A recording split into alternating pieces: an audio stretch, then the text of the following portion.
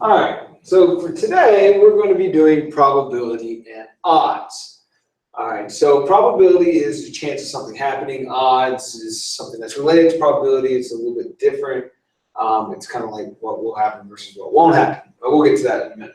All right, so let's start with probability. Here we go. An experiment is a situation involving chance or probability that leads to an outcome. Good examples, rolling a die, like in Monopoly. What are you likely to get? A 6 or something like that. Or flipping a coin, flip heads, tails, coin toss at the beginning of the game. What are the probability of getting things like that? All right? So those are all events that deal with chance. They have something possible can happen. Nothing's loaded. We're not making the odds in our favor, whatever, just a chance of happening. Outcome is the result of a single trial of an experiment, and the event is one or more outcomes of an experiment. So if you do one event, it's like one flip of a coin, one roll of a die, one picking of a card, all right? And then we have the outcome is what we get out of that. What happens? We got a heads, we rolled a 6, you got an ace, things like that. And probability is the measure of how likely that event occurs. How likely does that outcome come out? And that's what probability gives us. And we write probability in this. Now, it says P with the parentheses A. That basically says probability of whatever event we're looking for, whatever outcome. So probability of that outcome. So if we're looking for heads, we'll probably put an H there. Probability of heads. If we do a die, we'll say probability of a number on the die. Or if we're picking a card, we'll put in the card we're looking for, or cards. And how we figure out probability is the number of ways an event can occur. So how many positive outcomes are there? Like how many heads are there on a coin? Or how many 2s are there on a die? Or how many kings there are in a deck of cards? Those are our number of ways an event can occur. And then you have your total possible outcomes. How many total outcomes are there? So in a coin, there's 2 possible, heads or tails. In a standard dice, there's 6, numbers 1 through 6. In a deck of cards, pay attention to this, there are 52. For those who don't play cards anymore, there are 52 cards in a deck. 4 suits, 52 cards, 13 cards per suit. All right. So that's how we calculate probability. So we're going to do a couple of real quick examples. And the first one, we're going to do flipping a coin. We know there are 2 possibilities, heads and tails. And so the first one to ask is, what is the probability of getting heads? All right, that's heads. What's the probability of flipping heads? So if we think about it, there is only 1 head on a coin, but there are 2 possible outcomes. So it's 1 over 2, or 1/2, 50%. Probability of getting tails. Well, there's only 1 tails, and again, 2 outcomes. So the probability of tails is 1/2. So you see that the probability of either getting heads or tails is 50-50, which is why we flip coins to choose which side goes first and all that stuff. All right, so the next one, we're a little more complicated. Rolling a die. Now we have here again probability of getting a 2 on a die. Now, how many 2s are there on a die? Well, there are only 1. And how many total numbers on a die? Well, there's 6 of them. And if you don't remember, there's 1, 1, 2, 1, 2, 3, 1, 2, 3, 4, 1, 2, 3, 4, 5, and then 1, 2, 3, 4, 5, 6. If you do those all as die, I'll put little boxes around them. You will see that that is all your dice. There's 6 different dice. And I know I got bigger as I went along, but again, I'll pay attention to that. All right, so there's 6 possible outcomes. And there's only 1 2 on there, so it's 1 out of 6. Now, probability given even. Well, now we're looking for even numbers. Well, how many even numbers are there? Well, there's 2, 4, and 6. So there's 3 even numbers over 6 possibilities. Now, at this point, since we have 3 over 6, we can reduce that to 1 over 2. And that's where we leave it at, 1/2. And we do reduce when we can. All right. So again, a little bit more complicated now. We're going to deal with decks of a card. Now, I just said previously how many cards are in a deck. Well, there are 52 cards in a deck. We're not counting jokers. Jokers don't count in a standard deck. So we're going to do probability ace. Well, how many aces are there? Well, you got the ace of spades, ace of clubs, ace of diamonds, and ace of hearts. So there are 4 aces out of 52 cards. Now that does reduce to 1 over 13. So you have a 1 in 13 chance of pulling an ace from any standard deck of cards. What about the probability of heart? Well, again, there are 13 hearts, guys, because there's 13 different cards that make up hearts. Ace, 2, 3, 4, 5, 6, 7, 8, 9, 10, Jack, Queen, King. That's 13 if you count them up. So it's 13 out of 52, which actually reduces to 1/4. And it makes sense, guys, because if we're looking for all the hearts, that's one of the 4 suits in a deck. Hearts, diamonds, spades, and clubs. So we get 1 and 4. All right, so now we're going to do some more practical problems or situational problems. All right, so we have here is a glass jar containing 6 red, 5 green, 8 blue, and 3 yellow marbles. And if a single marble is pulled at random from the jar, which means we just stick our hand in the jar, we don't know what it is, can't see it, swish it around, and you pull 1 marble. And we're only talking 1 marble, not more than 1 marble, just 1 marble. What's the probability of getting a red? So we see that we have 6 red marbles, but how many total marbles do we have? Well, we have 6 plus 5 plus 8 plus 3. If you add that up, you get 22. So that's 6 over 22, which does reduce to 3 over 11. So we have a 3 in 11 chance of getting a red marble. All right, let's do another one here. What is the probability of getting a green marble? Let's go back up. Let's find out. We have green. There are 5 greens, so it's 5 greens out of 22 possibilities. Well, there's nothing reduced there. That's my answer. All right, the next one says a blue or yellow. Well, how many blues are there? Well, there are 8 blues. And there are how many yellows? Well, if we go back and look, we see we have 3 yellow. So there's 8 blues and 3 yellows. So either blue or yellow, well, that's 8 and 3. That's 8, 3 out of 22. Well, that ends up being 11 over 22, which is 1/2. So we have 8 blue or 3 yellow. So we can pick either of those. So it doesn't matter which one we pick. You're not going to pick both at the same time. You can pick one or the other. So there's 8 blue to choose from and 3 yellow to choose from. So we can add them together. We get 11 total possible things we can choose from out of the total of 22. And then let's look at the last one here. We have probability of not a yellow. So this is every color but yellow. Since we only have 3 yellow, how many non-yellows are there? Well, if you do that, 3 out of 22 gives me 19. So it's 19 out of 22. So we have a 19 out of 22 chance of not selecting a yellow. That's pretty good. If we don't want yellow, it's a pretty good shot of not getting it. All right, this brings us to what we call mutually exclusive events. All right, these are events that cannot occur at the same time. So basically, it's never going to happen. So for example, we have rolling a 1 and a 3 on 1 die. We're not talking the die, you roll it on carpet or something, or it ends up in a crack and it's on the edge and it shows, but no. We're talking about it's on a flat surface. It's going to end up with 1 number upright, nothing else. So rolling a 1 and 3 on the same die, not possible. Flipping the heads and the tails at the same time, it's not going to happen. It's going to be either heads up or tails up. Not going to happen. We're not talking about the lucky thing hits on the edge. Doesn't work that way. All right. To find the probability of a mutually exclusive event is you're basically going to take the 2 events and you add their probabilities together. So you see here we have the probability of event A or event B right there equals the probability of A plus the probability of B. So you just take the 2 events. Now we kind of already did one of these. We did this with the marbles.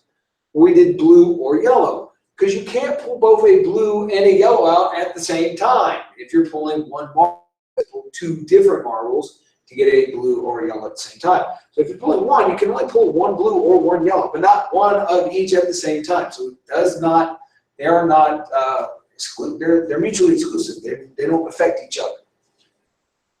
So that's how we calculate it. So a good example, and we love to do this with the cards because there's so many combinations with cards, is we do something like, what is the probability of drawing a king or a queen in a deck? Well, how many kings are in a deck? Well, there's the probability of getting a king is there are 4 kings out of 52 cards. And then what's the probability of getting a queen? Well, that's also 4 out of 52. So what we do is we say, all right, the probability of king or queen I'm going to put K or Q, is we are basically going to add the two probabilities together, and then that gives me my total probability of 8 over 52, which we can reduce to 2 over 13. If you want to, you can already go ahead and reduce these to 1 over 13 plus 1 over 13. This will give you the same thing. Right? So 4 and 52, 4 out of 52, we have 8. So there's 8 total cards that you could choose from. So you see how we get it. There's 4 kings, 4 queens, or 8 total out of the total deck of 52. So that's where we get our probability from. So we see how mutually exclusive. They don't affect each other. There's not one. There's no overlap. They are called mutually exclusive. Neither can happen at the same time. So what happens when they're not mutually exclusive? We get this where we get this kind of overlap. So when we figure out that they're not mutually exclusive, and this is something you're going to have to be able to do reading the question. Are there overlap or they're not overlap? If there's not an overlap, they're mutually exclusive. There is an overlap somewhere, not mutually exclusive. And it tells you which formula to kind of use. So when they do have an overlap, and when they do occur at the same time, all right, such as, like if we roll a die, we can say the probability of a 2, we also can say an even number. And what you see is that, the probability of 2 is 1 in 6, but the even number is 3 of 6. But within the even numbers includes 2 again. So if you're counting it, the probability of getting 2, there's 1, 2. And then for the probability of evens, there's 2, 4, and 6. Well, you're counting 2 twice. So if you think about it, you have the 1 and 6 and 2, 3 and 6. But we have to take out that second 2 when we count 2 again. So we just subtract the overlap. Where do they overlap? Well, they overlapped at 2 a second time. So that second 1 has to be subtracted out. So in all reality, it'd be 1 plus 2, you get 3, it'd be 50, 50 again. All right, so what we're going to do is take out the overlap. So that's what the P minus the probability of A and B. That's my overlap. Where do they both occur at the same time? All right, so let's look at this. Again, cards, great example for these because there are a lot of these overlap. So now we have this as probability of picking a king or a club. Probably picking a king or a club. We know the probability of picking a king. Well, there's 4 kings out of 52. We know the probability of picking a club. There are 4 suits, so it's 1 and 4, or there's 13 clubs in 52. And I'm going to leave it as 13, 52 because I don't want to deal with fractions that don't have the same denominator. 52, they both have the same because we know that's the standard deck. I mean, you can go 1 and 13 and 1 and 4, but then you're going to just have to convert back to 52. So it's easier just to stay at 52. All right, but we do now notice that the king in clubs, there is an overlap. The king of clubs, it is in both parts. There is 1 king of club and there's 1 king that is a club. So with our overlap, the probability of king of clubs, well, how many are there? There's only 1 of them. There's only 1 of him. So it's 1 in 52. So to find my probability, we are going to add the probability of getting a king plus the probability of getting a club minus the probability of my overlap, which is the king of clubs. So you get 4 plus 13 minus 1, which ends up being 16 over 52. And then if you reduce this, they are divisible by 4. 4 over 13. And there's my probability. If they were mutually exclusive, it'd be 17 over 52 and we'd be done. But because of that overlap, that king of clubs is an overlap, we do have to subtract it out. All right, so here's another example. New Year's Eve, probability of having a car accident is 0.09. The probability of driving intoxicated is 0.32. The probability of having a car accident while intoxicated is 0.15. So what is the probability of driving while intoxicated or having an accident? All right, so a lot of words here, a lot of things, and not necessarily all your probabilities are going to be given as fractions. Sometimes they're going to be given as decimals, or you can get a percentage which can be turned to a decimal. So if you get percentages, change it to a decimal equivalent. So divide by 100. All right, so in this case, they gave us the first one. It's the probability of having an accident. So I'm going to put probability of an accident. I'm going to shorthand it ACC. And we know that is 0.09. And then we're saying, what is the probability of being intoxicated? So I'm going to put INT, intoxicated, that's 0.32. And then it says, what's the probability of being in an accident and intoxicated? And that's 0.15. So it wants to know, what is the probability of being either in an accident or being in an accident or intoxicated. So we have accident, we have intoxicated, and we have accident while intoxicated or and intoxicated. And we're looking for or. So again, remember, we're going to take probability of the two events separately, and we're going to add them together. So 0.09 plus 0.32, and we're going to subtract their overlap, which is the 15 or 0.15. And so we get our answer as 0 and 0.9 or 09 plus 0.32 minus 0.15 equals 0.26.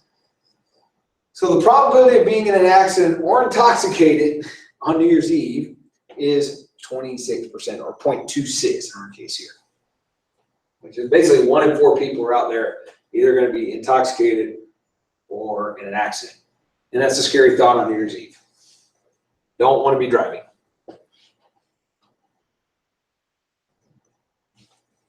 All right. So now, all those events that we just did was a one-time occurrence. One thing, one time. We're looking at one shot. Pull one card, roll one die, flip one coin, all that. It's all one time. Now we're going to talk about multiple events. We do more than one event at a time. So what we come up with is independent events. All right. So an independent event is two events that have no effect on the outcome of each other. So if I do one, it will not affect the other, or vice versa. So a good example of this, landing a heads and rolling a 5 on a die. You know, nothing about flipping a coin has anything to do with rolling the dice. Now, if you can roll, you can get 10 heads, it still doesn't matter that. It's not going to affect the dice roll. Same thing as if you pull a marble from a job and flipping a coin, so you get tails, you know, it's not going to affect. Now, the last one you do need to pay attention to, this one right here. Now, this one says choosing a 3 from a deck of cards, replace it. So it means put it back, and you know they will reshuffle real quickly, and then drawing a 7 on the second card. Now, that replacement factor tells me I'm not affecting the possible outcomes. The probability stays the same. Because you think about it, you have 4 3s in the deck. If you pull 1 3 out, there's only 3 3s left. There's still 4 7s. But if you do not replace it, what is the total number of cards left? Well, it'd be 51. Well, then you'd have 4 chances out of 51 instead of the normal 4 out of 52, which is the starting point. So you see, if you do not replace it, it does affect the probability of the second drawing. So at that point, they would be dependent. The second drawing would be dependent, and therefore it wouldn't be an independent event. By replacing it, it makes it independent, and we look at each situation separately. And when we calculate the probability for that, of independent events, you take the probability, so both of them occurring, you take the probability of the first event times the probability of the second event. When they're dependent, your probabilities change. We'll get to a dependent event later where it's like, all right, if we don't put something back, what happens? You still multiply, but the new probability of the second one changes. You can't just do the standard. What would be the general probability? All right, but in independent events, you take the general probability and you multiply them together.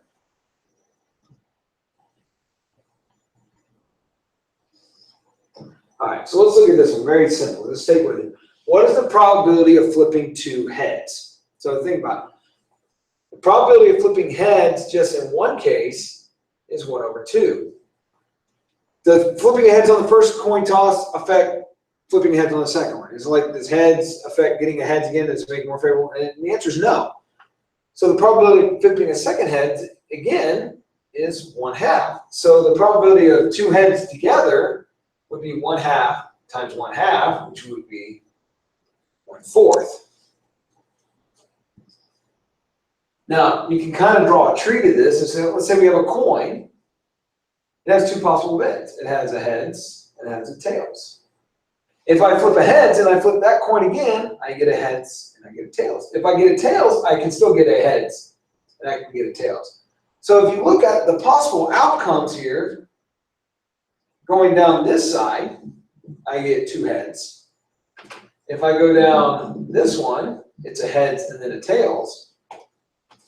If I go down that one, you get a tails, then a heads. And then if you go down the last one, you get 2 tails. So you see there are 4 possible outcomes when you flip the coin twice. either heads, heads, heads, tails, tails, heads, and tails, tails. So how many times of flipping two heads do you see in a row? Well, only the very first one, which is one out of the 4 different possibilities. So we can always combine that. We can do more and more if we wanted to. All right. Let's look at the second one. What is the probability of drawing an ace, replacing it, so putting it back in, and then drawing a king? Well, the probability of an ace is 4 out of 52, which you can now reduce to 1 out of 13. The probability of getting a king, since we put the ace back in, is still going to be 4 out of 52, or 1 out of 13.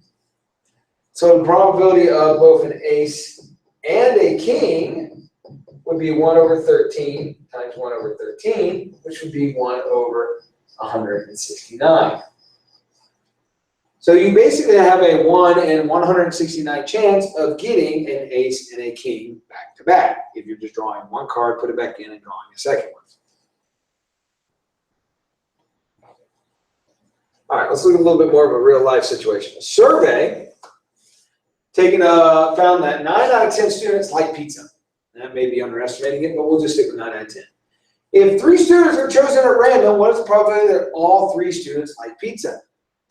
So what we're saying here is, like, given this whole school population, we found that on average, 9 out of every 10 of these students like pizza. If we just chose every student and put a random number to each student, and like we'll do 1 through 1,000, and we pick 3 of you guys out of a hat, just like numbers 10, 512, and 920. Those 3 students get called. Do you like pizza? We have a 9 in 10 shot of them saying yes. So the probability of each of them is 9 out of 10. So it's 9 out of 10 times 9 out of 10 times 9 out of 10. We could end up asking the same student 3 times if his number gets drawn 3 straight times. The likelihood of that happening is very low. However, it's possible. But again, 9 out of 10, 9 out of 10, 9 out of 10. So think about it. All 3 students, 9 out of 10. So the probability that picking 3 students in a row that they'd all like pizza would be this. So 9 times 9 times 9, if you do that, that's 729 over 10 times 10, which is an easy 1,000. So there's my probability if I chose 3 students at random that all 3 of them would like pizza. It'd be 729 to 1,000, or 72.9%. Pretty good odds that I'm going to pick 3 students that like pizza, but I have that 20-something% that says, you may not. You're going to get one that won't. So that's what that means. That's what it's telling us. All right, odds. All right, odds are slightly different. They're very similar to probability, but the only thing that's different is their denominator. Right? The numerator stays the same. It's looking number of ways an event could occur. So again, how many heads are there on a dot quarter or something? It's 1. How many 2s on a die? It's 2. How many kings are there in a deck of cards? It's 4. However, the denominator is slightly different. It's not the total possible outcomes. It is all the outcomes but the ones we're looking for. So it's every outcome but that one. So if we're talking about a coin, how many non-heads are there? 1. On a die, how many non-2s are there? 5 of them. In a deck of cards, how many non-kings are there? 48.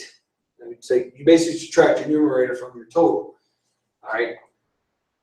So let's look at the first one. Odds of flipping a head. Well, we know there's 1 head. And how many non-heads? Well, there's 1 tail. Now, when we write this, we always write it as a ratio. So either we leave it as a fraction, 1 to 1, or you write it out with the 2 dots, 1 dot dot 1, or 1 to 1. Remember, the dots mean 2. So we write it as a ratio. We never write odds as a number because they could end up being greater than 1. But that's not what odds mean to us. It's always a ratio. It's a 1-to-1 shot. You have a 1-to-1 shot at flipping a head. You have a 50% probability of getting a head. So it's a little bit different. Let's look at the second one. Odds of rolling a 2. So again, I use 2 for example. There's 1, 2, and how many non-2s? I should say 5 again. So it's 1 to 5 or 1 dot dot 5. I could have asked how many non-2s, what are the odds of rolling non-2s? Well, then this would just be the opposite or the reciprocal of this because there are 5 non-2s and only 1 2. So my odds would have been 5 to 1. Not just 5, but 5 to 1. All right, let's look at this. Odds of rolling an even number.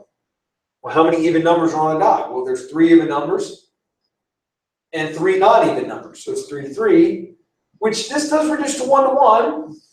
So we can write it as 1 over 1 or 1 dot dot 1. All right, let's go back to the cards here. Again, you notice we always kind of step up bigger numbers. Odds of selecting a queen. Well, how many queens do we have? We have 4 queens. How many non-queens? Well, take 4 out of 52 and you end up with 48, which does reduce to 1 to 12. So my odds of picking a queen are 1 to 12. And let's look at this last one here. Odds of selecting a diamond. Well, how many diamonds do we have? Well, there's 13 diamonds. How many non-diamonds do we have? Well, 13 out of 52 is 39. This reduces to 1 to 3, or 1 dot dot 3. So we see odds are slightly different than probability. It's number that we want, which is just like probability, but it is over the ones we don't want. Anything that is not a success or anything that's not what we're looking for. All right, if you have any questions, please come see me or one of the other teachers. We can always help you out. Make sure you do your worksheet, and we'll see you next class.